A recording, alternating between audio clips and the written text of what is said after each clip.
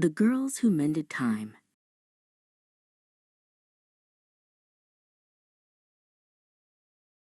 In the town of Gears and Cogs, Mr. Bellamy's shop, Bellamy's Timepieces, was a whisper of a place. It smelled of brass, oil, and things that had been ticking for too long. His twin daughters, Iris and Lila, knew the truth. Their father's clocks didn't just tell time, they hoarded it. "Look at the Chronos orb, Iris," whispered Lila, pointing. This brass globe of a clock was their favorite.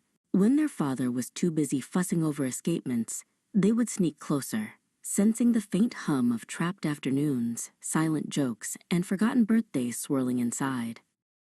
One day, Lila reached out and brushed a tiny speck of dust from the orb's glass dome. For a blink, she didn't see the shop. She saw a flash of blue silk and the faint echo of someone laughing. "It keeps the moments," she gasped, pulling her hand back, the feeling of the captured moment still tingling on her fingertips. Just then, the bell above the door jangled violently. A young man stumbled in, breathing hard. It was Soren, a traveler whose map seemed to only point to trouble. He held out a shattered silver pocket watch. "Mr. Bellamy, this watch shows me a picture, but I can't remember why it matters." Mr. Bellamy, a man of precise movements and few words, sighed.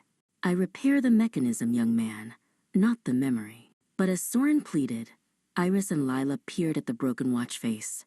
They could see a dim, hazy picture flickering, a dog and a yellow boot on a snowy path. "Father, this watch isn't just broken," Iris declared, holding it up. "It's leaking a moment. We can fix it." Mr. Bellamy looked at the determination in his daughter's eyes and finally relented, handing them a pair of tiny, diamond-tipped tweezers. "Very well, but you must use the compassion cog to mend the feeling, not just the spring." Working on a velvet cushion, Iris delicately held the watch. Lila, with her steady hand, used the tweezers to gently clean the minuscule parts. As she worked, the memory image solidified. The dog was wagging its tail, and the yellow boot belonged to a small boy who was giving the dog a treat. Lila realized the watch wasn't missing a spring, it was missing a connection. She carefully placed a tiny, almost invisible piece of polished amber, a fossilized moment of warmth, where a gear was missing. The watch gave a soft chime, and the hands whirred to life.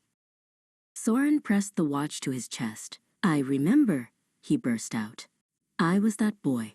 I was lost and scared, and that dog led me home.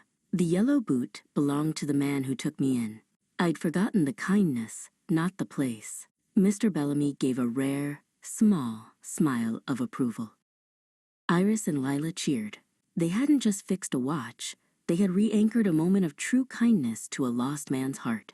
Looking around the shop at the hundreds of ticking clocks, they knew their adventure had just begun, and there were so many more forgotten moments waiting to be released.